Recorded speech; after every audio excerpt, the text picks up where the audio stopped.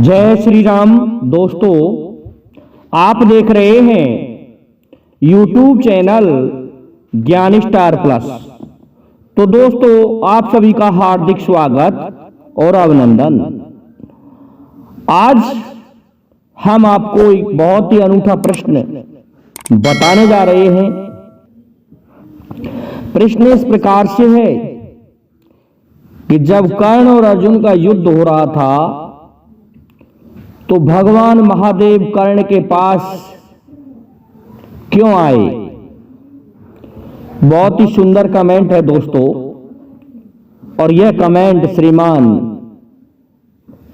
Maiden Singh के द्वारा पूछा गया है। तो देखिए दोस्तों कि जब अर्जुन ने कर्ण को मार दिया उस समय भी भगवान महादेव उनके पास आए थे रणभूमि में। क्या कारण था, क्या प्राप्त करना चाहते थे या क्या कहना चाहते थे कर्ण के बारे में भगवान महादेव, वही मैं आज बताने जा रहा हूं। दोस्तों, चैनल को सब्सक्राइब कर दो। होता क्या है, जैसा कि आप सभी को विदित है, कर्ण भगवान परशुराम का शिष्य था,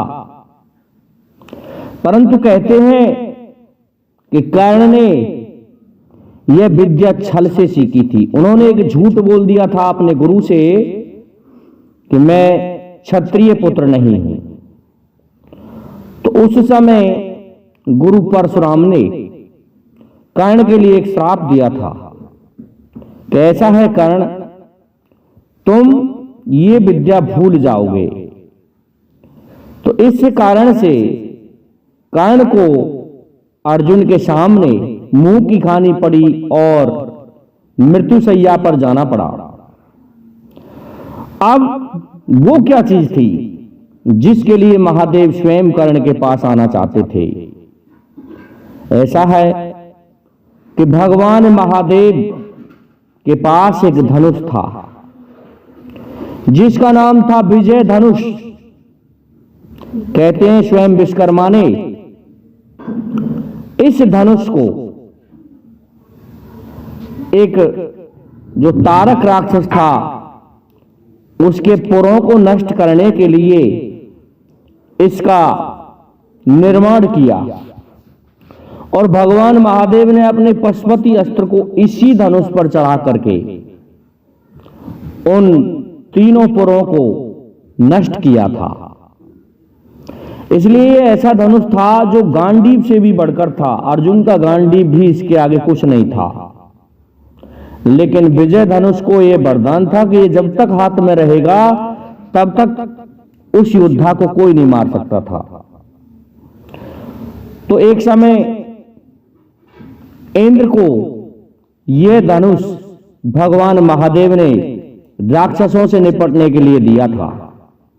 तो इंद्र ने उन राक्षसों को इस धनुष से ऐसे ही परास्त कर दिया जैसे कर्ण के सामने भी कोई नहीं टिकता था। कर्ण ने इस विजय धनुष को कभी भी युद्ध में काम में नहीं लिया था। केवल अंतिम दिन ही इसने, जब ये सेनापति हो गए महाभारत में कौरव सेना के, उस समय ही इस विजय धनुष को काम में लिया था। परंतु ये आया कहां से, कर्ण के पास में। ये इस प्रकार आया कि जब भगवान परशुराम इस पृथ्वी को क्षत्रिय विहीन करना चाहते थे, उस समय यह धनुष स्वयं भगवान शिव ने इंद्र को बुला करके भगवान परशुराम को दिया था, और यह कहा था कि यह विजय धनुष है परशुराम जी। तो परशुराम ने इस धनुष से क्षत्रियों को 21 बार पृथ्वी से समाप्त कर दिया, क्षत्रिय विहीन कर दिया था इस पृथ्वी को। तो ये धनुष इस प्रकार परशुराम के पास में आ गया, और परशुराम जी के शिष्य स्वयं कर्ण थे ही। लेकिन जब परशुराम ने यह श्राप दिया कि तुम्हारी ये विद्या तुम भूल जाओगे, ये धनुर्विद्या तुम्हारे काम नहीं आएगी, तो कर्ण की शालीनता को देख करके गुरु परशुराम को पश्चाताप हुआ। परशुराम कहने लगे, हो सकता है मैंने ये ज्यादा गलत श्राप दे दिया है कर्ण जैसे योद्धा को। तो उन्होंने कहा, कैसा है पुत्र, मैं तुम्हें ये विजय धनुष देना चाहता हूं, क्योंकि मैंने तुम्हारे पास कुछ छोड़ा नहीं है। ये विजय धनुष जब भी तुम युद्ध में जाओगे ये विजय दिलाएगा, परंतु ये तब तक ही दिलाएगा जब तक तुम्हारे हाथों में रहेगा, इसलिए इसको अपने से अलग मत होने देना। दोस्तों, ये बात कर्ण को याद थी, परंतु होता क्या है, जब अर्जुन से सामना था तो कर्ण ने अपने सारथी के रूप में शल्य को चुना, जो कि स्वयं नकुल सहदेव का मामा था, और वह नहीं चाहता था कि कर्ण जीत जाए अर्जुन से। तो उस समय कर्ण का एक पहिया धरती में धंस गया और कर्ण उसे निकालने के लिए चला गया, रथ में छोड़ गया अपने विजय धनुष को। इस बात को भगवान श्री कृष्ण ने पहचान लिया कि यदि कर्ण ने दोबारा से अपना विजय धनुष हाथ में ले लिया तो ये अर्जुन से नहीं मर पाएगा। इसलिए भगवान कहने लगे, कर्ण को ललकारो अर्जुन और तीर चलाओ और ऐसा अस्त्र चलाओ जो वापस ना लिया जा सके। दोस्तों, कर्ण बेचारा पहिए को निकाल रहा था रथ के को, उसी समय अर्जुन ने एक तीर छोड़ा, जिससे वह बेचारा मृत्युशैया पर चला गया। जब यह समाचार सुना गुरु परशुराम ने कि उसका प्रिय शिष्य कर्ण मारा गया है, तो उसी समय रणभूमि में परशुराम जी चल करके आए और कहने लगे, कर्ण, ये सब कुछ तुम्हारा मेरे श्राप के कारण हुआ है, हो सके तो मुझे माफ कर देना, मुझसे बहुत भूल हुई, तुझ जैसे क्षत्रिय को मैंने श्राप दे दिया, ऐसे वीर योद्धा को मैंने श्राप दे दिया। और कर्ण की परीक्षा स्वयं कृष्ण भगवान ने भी ली थी, वह भी एक दानवीर के रूप में। कर्ण से मांगा था कवच कुंडल स्वयं भगवान श्री कृष्ण ने, और जब उनकी दानवीरता को देखा तो उन्होंने कहा, गजब हो गया कर्ण, परंतु ऐसा है, देखा जाएगा, कहीं आपका ऋण चुका दिया जाएगा।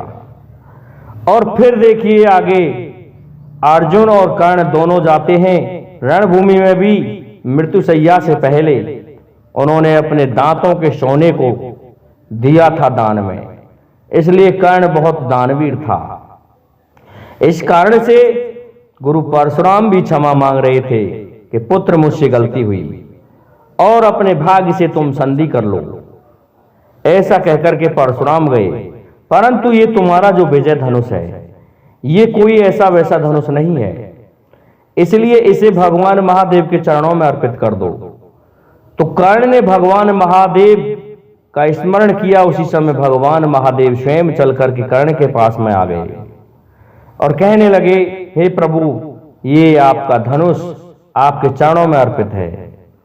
इससे भगवान महादेव प्रसन्न हुए और वरदान दिया कि कर्ण, जब जब वीरों की गाथा गाई जाएगी उसमें तुम आगे रहोगे, तुम्हारी गिनती इस संसार में सर्वप्रथम आएगी कि कर्ण जैसा कोई भी महारथी नहीं था, क्योंकि तुम जैसा कोई दानवीर है और ना कोई युद्धवीर है।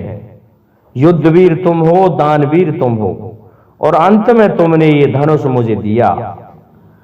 उसी के कारण चिंतित थे भगवान महादेव के किसी अन्य योद्धा के हाथ ना लग जाए ये धनुष, तो भगवान महादेव स्वयं अपने विजय धनुष को लेने आए थे कर्ण के पास में और लेकर के आशीर्वाद देकर के गए थे। दोस्तों, यही कारण था कि भगवान महादेव कर्ण के पास आए। मैं समझता हूं आपको हमारा वीडियो अच्छा लगा होगा। दोस्तों, आज के लिए इतना ही काफी है। जय हिंद, जय भारत, जय जय श्री राधे, जय जय श्री राम।